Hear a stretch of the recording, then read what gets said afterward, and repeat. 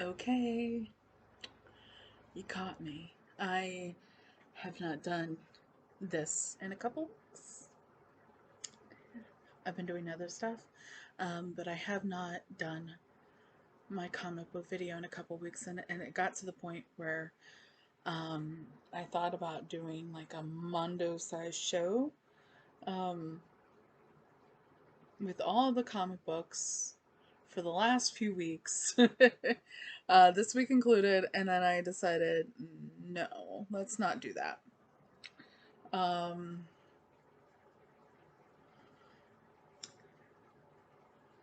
what I am going to do is I'm going to talk about the four comics that I read this week. Four, just four.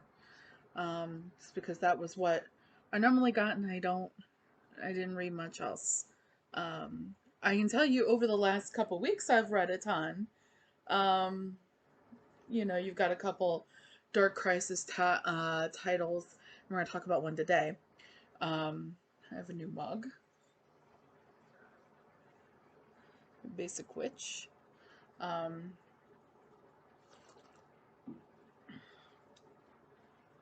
I've done my Wednesday show. We did what I believe is like, I'm pretty proud of it. A little research went into it about George Melis, um, the father of the film narrative, the man that produced the first science fiction film, The Voyage to the Moon, and House of the Devil, first horror film ever made in 1896. We did little information about him, did some research on him. He's also considered the father of film spectacle, father of special effects. So we also then talked about The Fly, starring Jeff Goldblum and Gina Davis.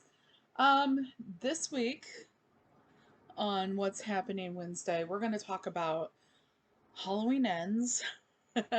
And then we're also going to talk about 13 Women. Because, it was one of those things where it's like when we pulled out, when I pulled out of, thin air that I wanted to talk about the first horror film, which is the House of the Devil from 1896.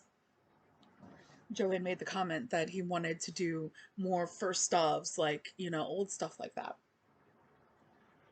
To which I was like, um, yeah, let's do that. So, there's a lot of speculation on exactly what the first slasher film is. Um, Everybody has their own opinion. Um, it's kind of like when I was in college and I took one honors course in the honors college, and it was popular music, and it was one of those things where it was like, what out of these songs is the first rock and roll song? And it's like you had to use the information that you'd gotten from your education in that class and make your own determination on exactly what was the first rock and roll song. Um, and here's what happened.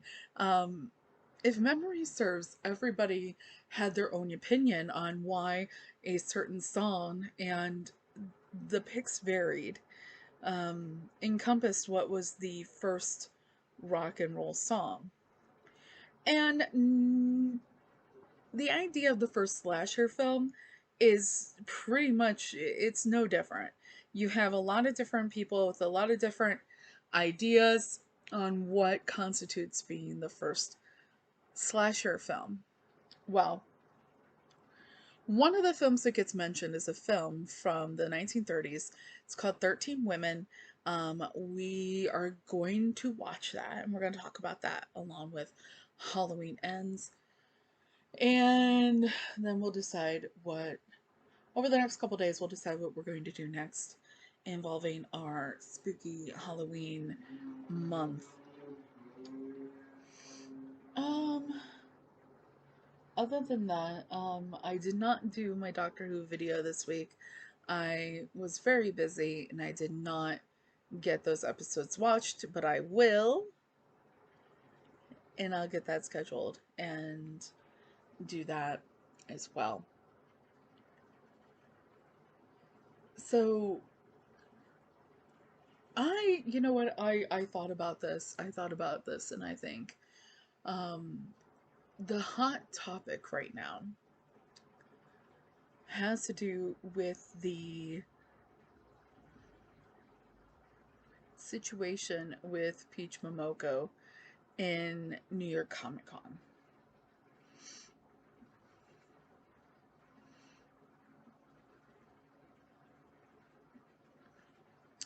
And I think I'm not going to go there.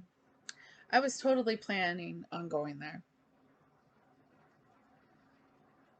If you want to know my viewpoint of the whole entire situation, if you want to know, um, it's like, hate to use theater again with you guys here, but it was kind of like um, Mercutio, right when they're about ready to die, when he's like, "Plague on both your houses," was pretty much the point I went for. And if you follow me on Instagram, if you don't follow me on Instagram, you should, because there's more there. Or follow me on Twitter. There's more there. A lot of times I will screenshot things that I say on Twitter and put them on Instagram. So a lot of times you really will get the gist of what I'm doing if you're following on either one of them. Sometimes things end up being independent on either thing, and they don't get reposted on the other one. But this in particular did. Um, so a friend of mine from the YouTube comic community posted their opinion about what had happened. Um, and I had started, documenting my opinion off of their posts, and I made an initial point, and it was long, drawn out, and finally I decided, screw it, I'm gonna go talk on my own feed instead of, putting it all on hers. Um, so I did that. And then I did the screenshot thing, and I put it up on Instagram as well. So, Instagram, at officially unofficial geek. Scroll down a little bit, and you'll find my viewpoint on what happened and how everybody just calm down.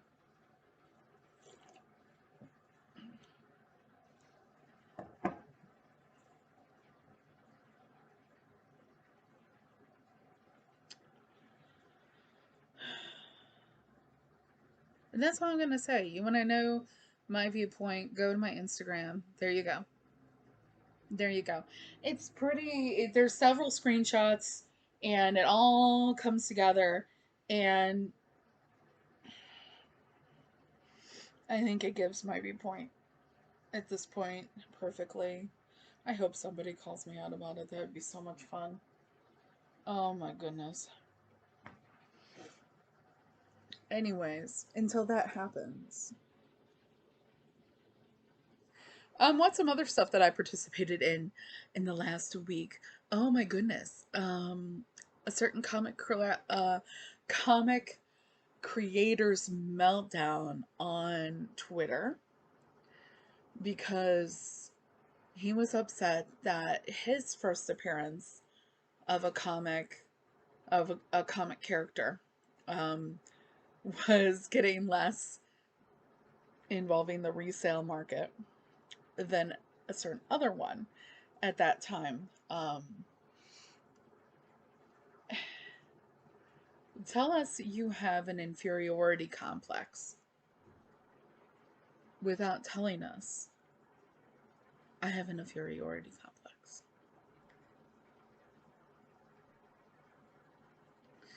Anyways, um,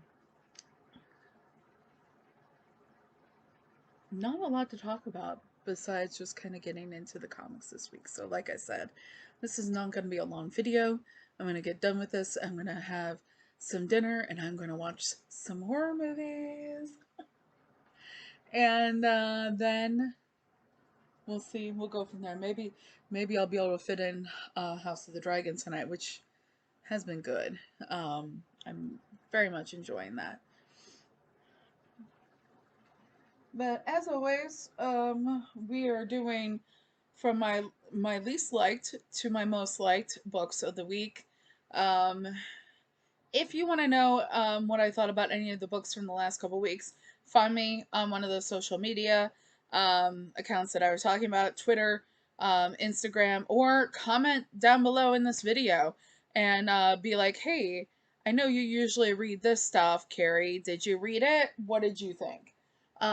If you're really interested in what I thought of anything from the last couple of weeks before this past week. And I'll tell you, it's easy as that. Easy as that. Easy as cake. Cake, pie, whatever you want to call it. First book I'm going to talk about is Batman vs. Robin #2. Now here's the thing, guys. Hold up. Hold up. I read 4 books this week. 4. I put up 5 fingers when I said 4. 4 books this week. Did not have a lot to read. And yes, Batman vs. Robin #2 is my least liked book. Yeah, it is. So at this point, just because I hadn't said it, I believe, earlier in the video, please note my reviews, Spoilertastic, got some spoilers, gonna tell you some shit. So if you've not read it and you have any intention of reading it, please stop this video now and go read it and then come back. Okay? So in 5, 4, 3, 2, spoilers in 1. Okay, so here's the thing.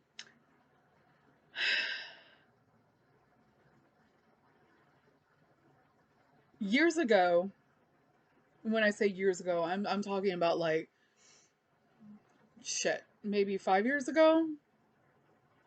I'm just throwing a number out there that seems logical. Okay?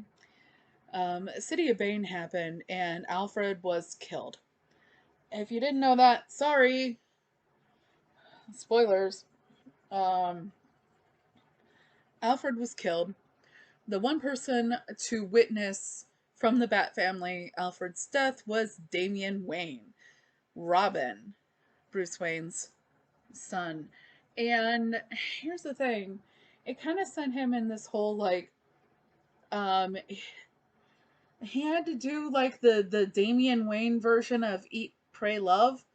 Um he had to do the Damian Wayne version of Eat, Pray, Love to work on that, experience. And yes, the Damian Wayne version of Eat, Pray, Love involved some violence, so we're just going to be real about that here, folks.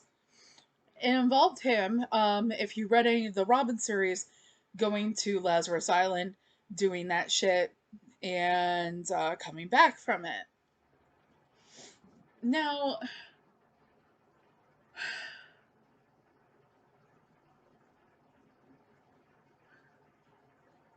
I don't know if I'm nitpicking here.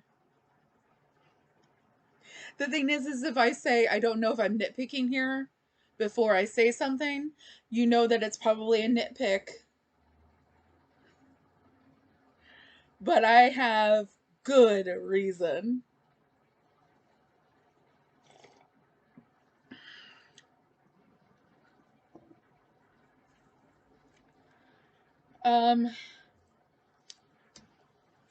So at the beginning of this book, you have your introduction, which does not mean much to me There's like a thing in Atlantis. Oh look, we're, gonna use our power in Atlantis. You have two beings that are like, I get my power from the elements. I get my power from the earth, and as long as I keep my feet on the earth, I've got power. And it's magic power, right? So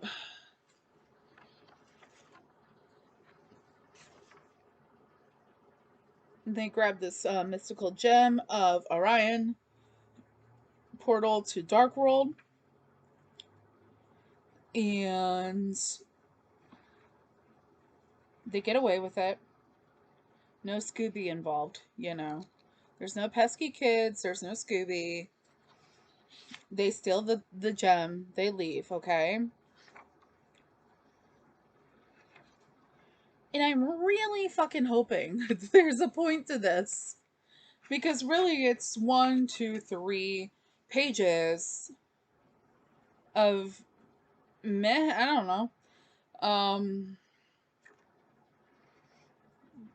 People talking about the Shrine of Orion.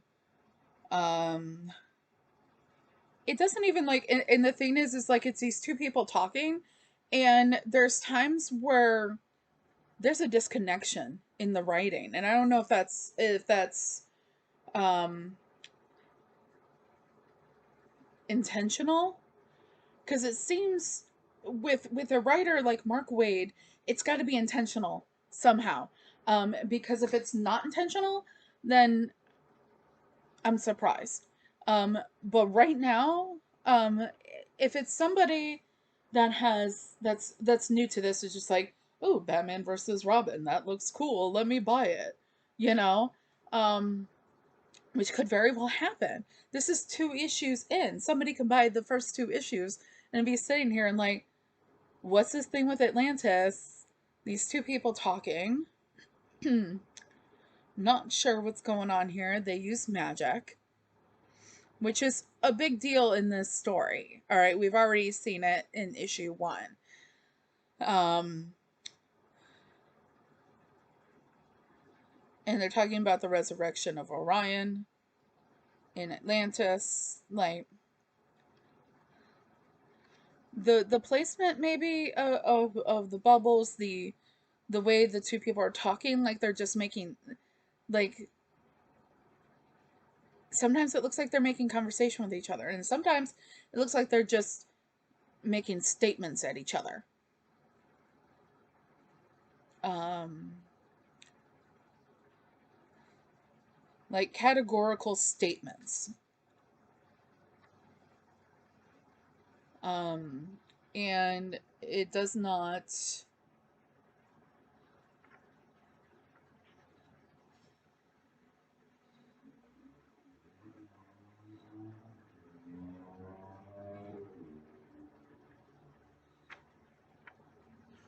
And there's questions sometimes, and then there's like weird statements, like they're having a conversation, but yet they're not. Until they get to the Statue of Orion, they get to the Mystic Gem, and they get attacked by the people of Atlantis, and they take their gem and go.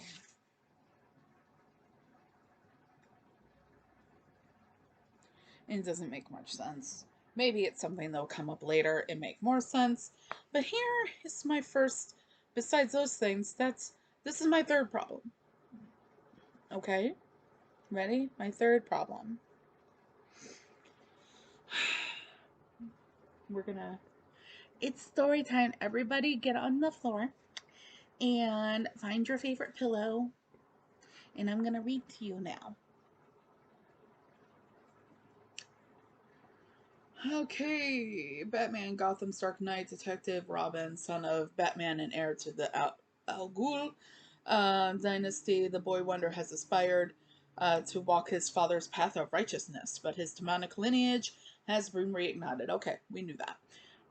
For months, Robin has traveled the world, disowned by Batman and the heroes of Gotham City.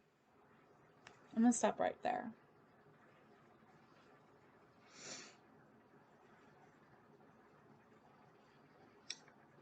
Who disowned Robin? Batman and the Heroes of Gotham City. That like legit didn't happen. And if anything, if there was anything like that at all, like after Alfred died,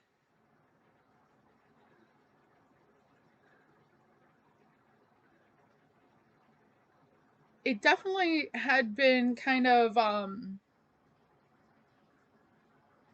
if there was any kind of misunderstanding, if anything, that was definitely cleared up already. Definitely cleared up in previous like recent issues. It was cleared up. um and I don't think there was ever a disownment. There was never a disownment. It was always like, okay, well, you know, he should probably really figure out what's going on for Robin. And then, Fear State happened and all that stuff, right? Robin comes back and he interacts with the family and he's part of the family and he's not disowned. Disowned does not, I think disowned does not mean what this person that wrote this little portion here thinks it means, because it says Robin traveled the world disowned by Batman and the Heroes of Gotham, meaning Batman and the Heroes of Gotham disowned Robin. It just didn't happen. It just didn't happen.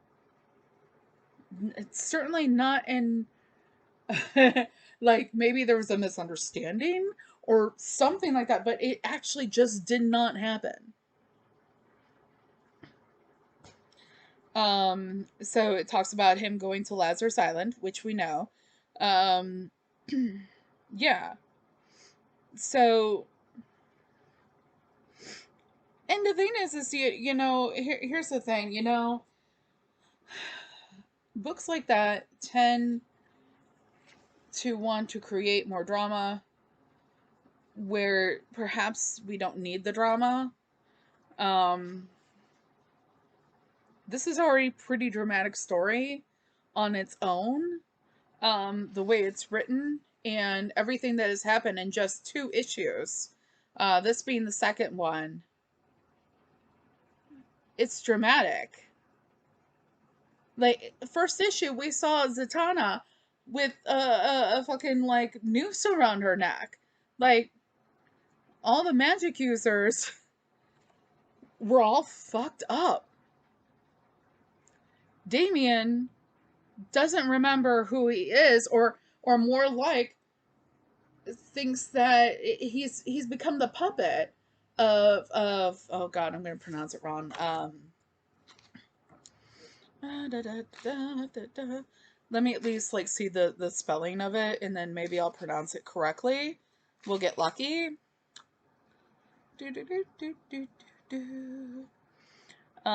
Devil Nezha, Devil Nezha. He calls himself the Devil Nezha. Right. So he is partially possessed by the Devil Nezha. We'll call him the Devil Nezzy. So the Devil Nezzy is in cahoots with Mother Soul, which, if you recall, is Damien's great grandmother. Damien, the Devil Nezzy is basically possessing Damien, and wants to put Damien in the position where they get rid of Batman and he becomes Batman.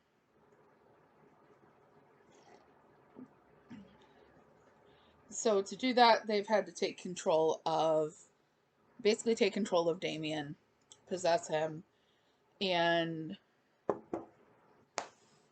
that's where we're at right now. And basically he's doing the Devil Nezzy's work, and but as the heir to the demon, to the Al Ghul dynasty.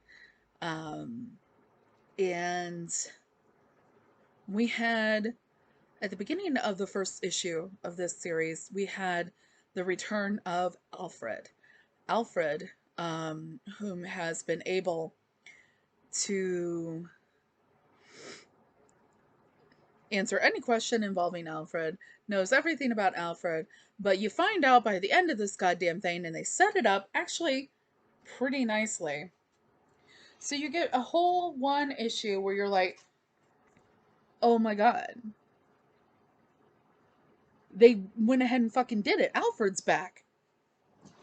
You get a whole first issue and a whole month to sit there in that glory that Alfred's back. Everyone, we can relax now. Alfred's back. Everyone, take a deep sigh of relief and smile.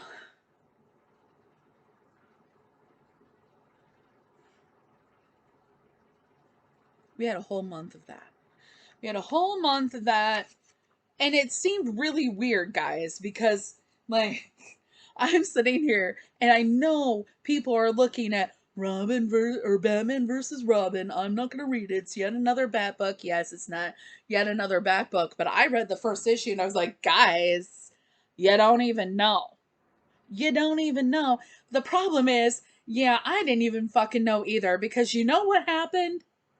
You know what? We got to live patiently and with glee in the whole idea for a month. For a month time period that Alfred was back. It seemed very much like Alfred. I mean, even Damien's, possession almost broke when he saw Alfred. Like, this has been. We legit read that first issue. I don't know about y'all. Any of y'all that read this first issue of Batman vs. Robin, and that moment when Bruce hugs Alfred, if you didn't even, like, almost cry at least, come on. But we got to live in that beauty for 1 month. Why is it we got to live in that beauty for 1 month? And now I'm like contorted face. Well, it's because, guys, it's not really Alfred.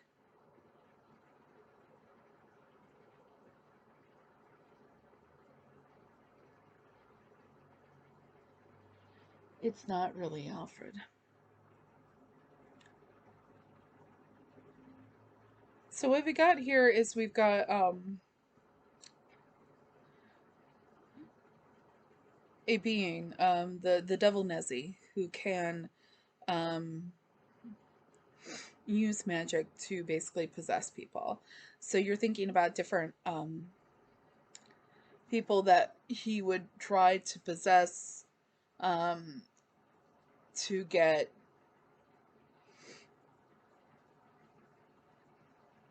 power over a situation and what have you. And Batman Bruce is talking to Alfred and they're trying to work this out. And Alfred's like, I'm at your side. Batman's like, thank you. I'm at my best when you're there with me. And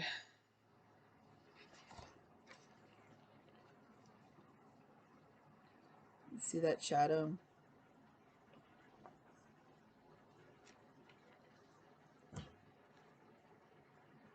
Almost wanted to throw that book across the room. Almost wanted to throw it across the room, guys.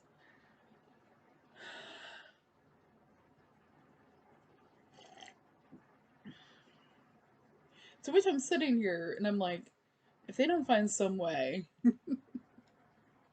to bring Alfred back by the end of this whole thing. For real.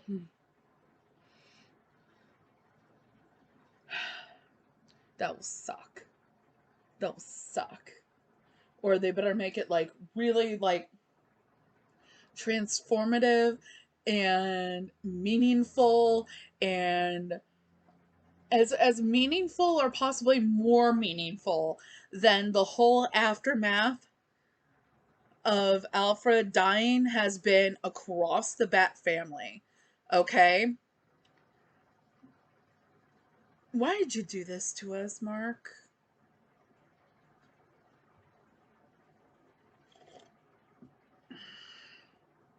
Why? Okay, so the next book we're going to talk about today is outside of DC. Believe it or not, I had it highly recommended to me to check out Hack Slash Hot Shots by Teen Seeley, Terry, and Lesher, excuse me. Um, this is an anthology book, different stories in it. They're all written by Mr. Seeley. Letters by Cranky. There's 3 different stories in here. Some of them directly having to do with Cassandra Hack, and some of them indirectly, I can assume, having to do with Cassandra Hack. We have 3 different tales. One of them has kind of like a whole like Johnny Cash. Well, it's Johnny Cash, guys. Okay, legit Johnny Cash looking like he's showing up to Graceland to find um, Elvis is being attacked by a monster, um, and Johnny can't do anything to stop it. And he finds out later that Elvis is found dead, blah blah blah, that kind of thing. And yeah, so like it's legit. It's legit Johnny Cash, the man in black, right there. Um, so that was an interesting read. I do not know how it really fits in the whole, because I'm kind of new to Hack Slash, how it fits in the story or what have you. Maybe just the fact that there's monsters. I'm not sure. Because I know Cassandra Hack is like she fights monsters and she was a final girl, stuff like that. If I'm wrong, I apologize. But do you have the next story? It's called Slice of Life, which I enjoyed actually reading, and it's excuse me, it's Cassandra Hack, and she's with her friend Vlad, and they've got blood all over them. They have to hose off all the blood, and so it's this little story of them, just kind of interacting to do that. And Vlad is kind of nervous about this because um, Cassandra Hack is in her underwear, and she has to have him spray her with the hose. And Vlad is just like, I'm kind of nervous about that because even if I'm just spraying with you the water, it's like by extension I'm touching you, and that's kind of weird and new to me. And she has to sit there and be like, okay, so here's the thing, let me see if I can try to get you to be more comfortable with that. And so they have this touching little story where they're joking around with each other and having fun. And um he gets upset as well, because she's getting sprayed with water, and she turns around and she's got like the dish soap and she just squirts in his face, and he gets really upset, and she has to be like, okay, you know what, calm down. And this is, they have to just be like, okay, we're okay, and we're here for each other. And it's cute. I actually really liked it. I liked the interaction between the characters, the 2 characters. It was really cute. It was really cute. Um, So the next tale is a, let's see here. It is a Mr. Okay, hold on. It is Mary Shelley Lovecraft.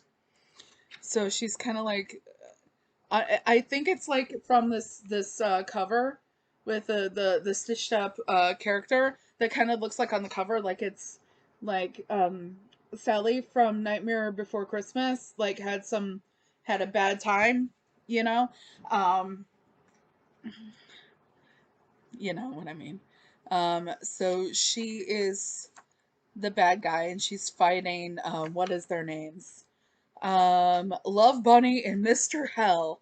So they've got like a team up going. Love Bunny and Mr. Hell. And it's like this like bunny woman, right? And Mr. Hell is like this skeleton guy. It was cute. So she gets transported to another dimension. Mary Shelley Lovecraft, right?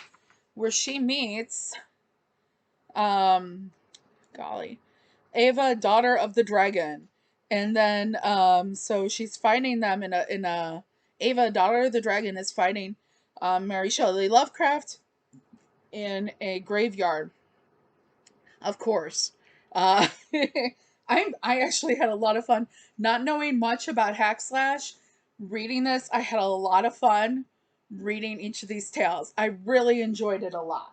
I really enjoyed it a lot. And it's like I know it's the second book that I'm talking about this week, but one, keep in mind, 4 books. Two, I'm I'm actually really giving it a good review here, as opposed to maybe all the problems that I had with Batman versus Robin. Like this is really good shit. It made me go to my Amazon wish list and put the first omnibus of Hack Slash on my list. Like I want to read more Hack Slash.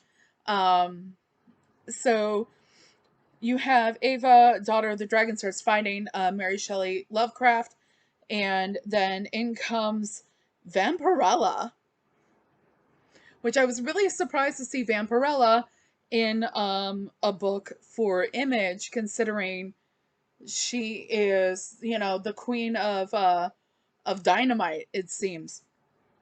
Um, but she's referred to as Vampirella of Draculon. Draculon? Draculon. There we go, Draculon. That sounds good. We'll go with that. What bizarre fusion of tales is this? Yeah, it's kind of meta here. Um, so then right away, Purgatory comes in. Um, and that's like the heavy, it refers to her as the conqueror, demoness, heavy metal bitch queen. And so like she's from even like another um thing as well. So they're together. Ava, Purgatory, Vampirella are together fighting this, and then in comes Cassandra Hack, and she's joining them. And um,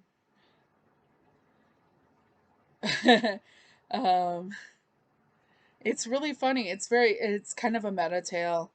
What banal author formulated this? And hey, Squidward, and it's Cassandra Hack. What? No Archie this time? I love it. It's so cool. Um, and she's just like the one's like, how did you even know I'm here? And she's like, I have a subscription to Love Bunny and Mr. Hell. I'm probably the only one that has it. So yeah, I'm here. Um, I love it.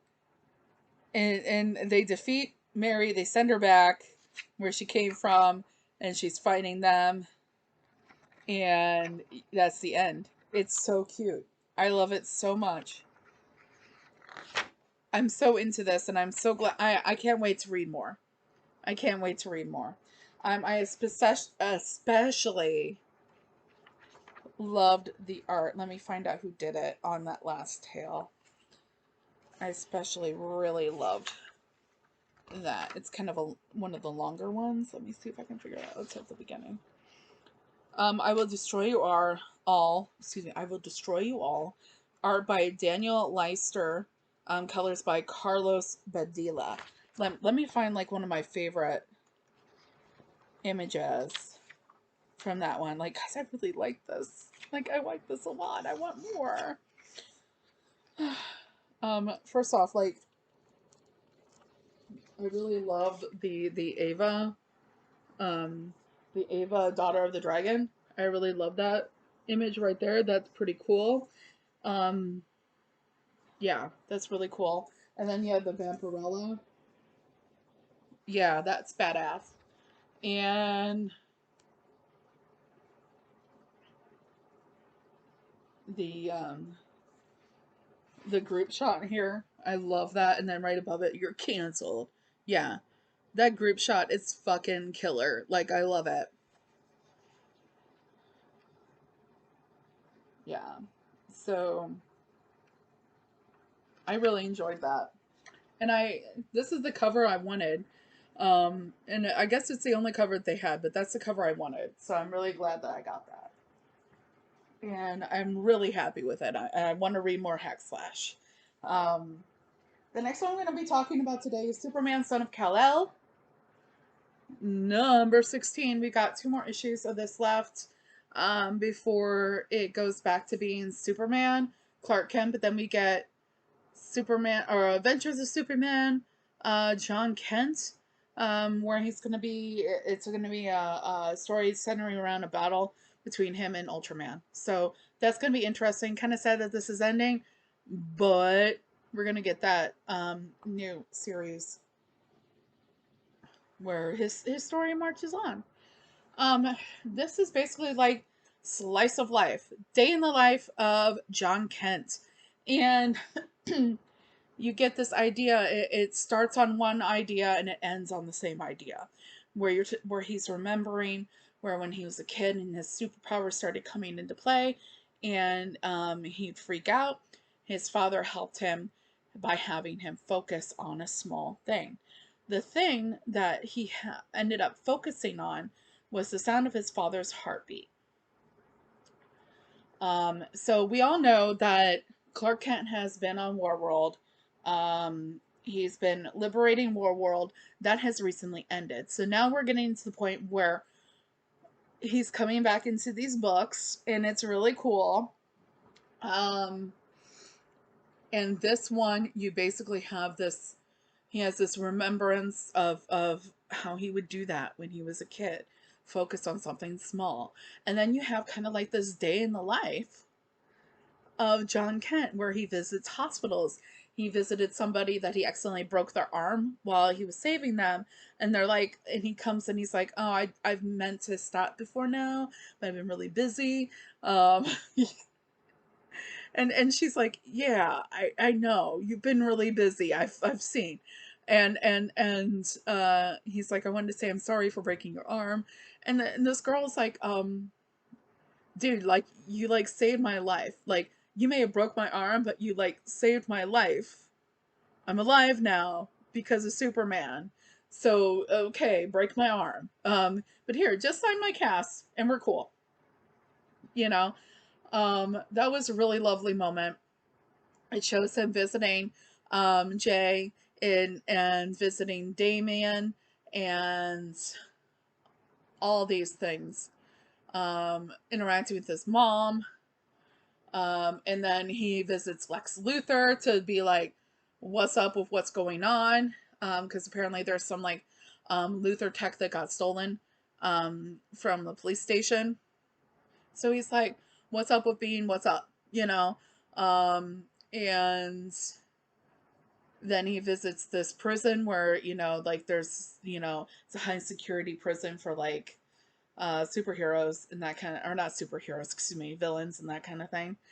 Um, and he visits that, and there's like an explosion that happens, everything like that.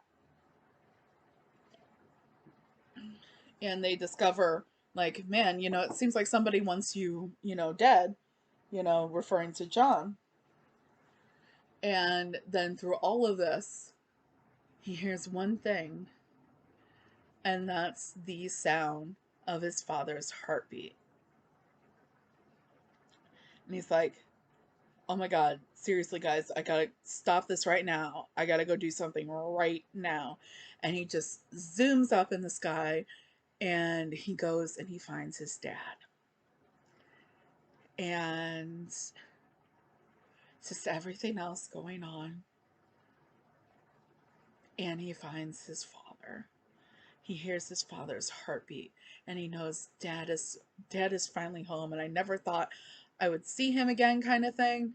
But I always looked for him, and there he is. And it was really nice. It was really nice. I loved how it started on this simple idea of him remembering how he used to control all the voices he was hearing with his super hearing, right? And then, like, everything else, when that sound of his father's heartbeat re entered an area where he could hear it again, it was really beautiful. It was really beautiful. So that leads us to the issue of the week. And guys,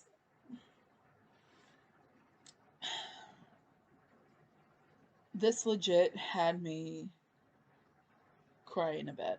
This one had me crying a bit. This is Dark Crisis, Worlds Without a Justice League, Green Arrow, and Green Arrow and Black Canary.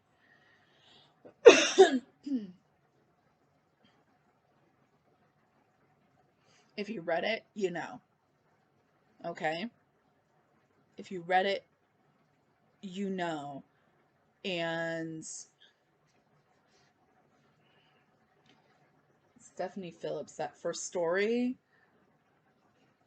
Yes.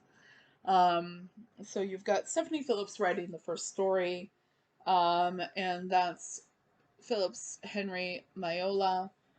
And you had the second story, Culver Varello and Farjaro, Fajaro Jr.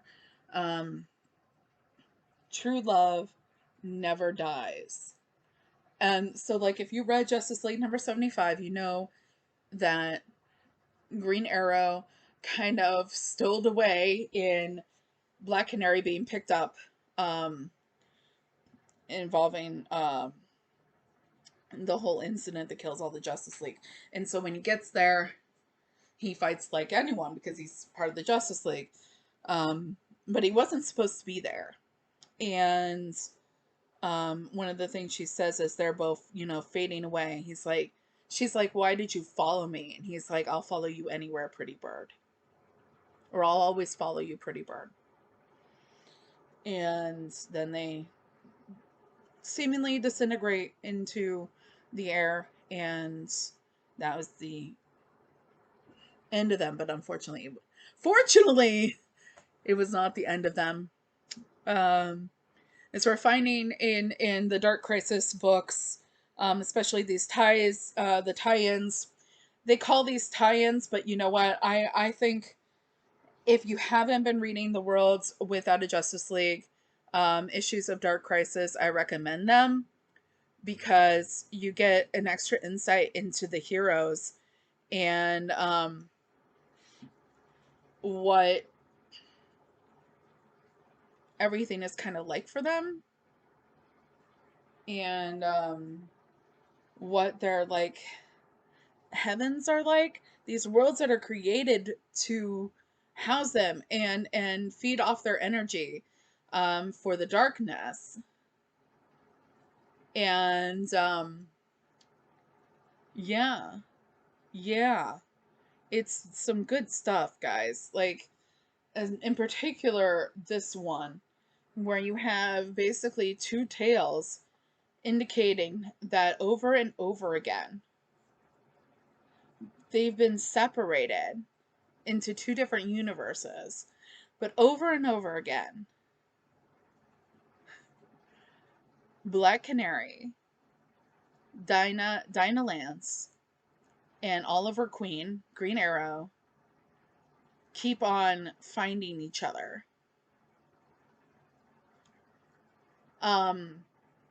They tear apart their realities that they've been placed in to find each other.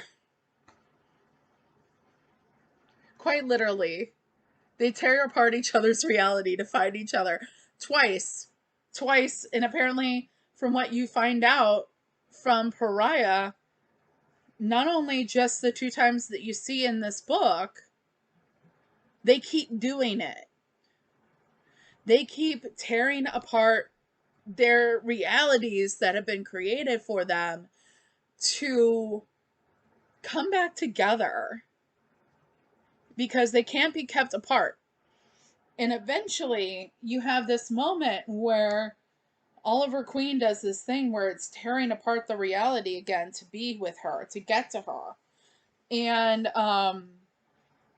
she's like, she's kind of cognizant of it. She's just like, no, you can't be here. And he's like, I'll always follow you, pretty bird. You're my bullseye. And then Pariah, brings them back and he's like, you both of your worlds fail.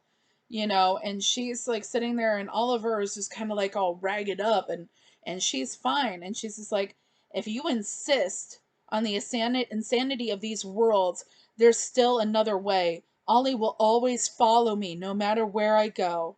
That much is clear. And I will never rest as long as I know Ollie might die. So build a world for us together. One where we can forget about everything you've done to us. And Pariah is like, yes, I see now where I went wrong.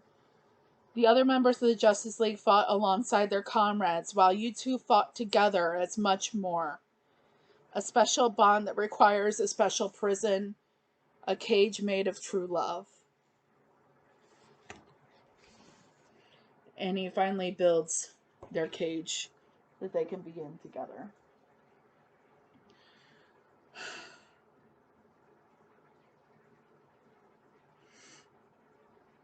Yeah. They kept tearing apart their realities to be together because they had to be together.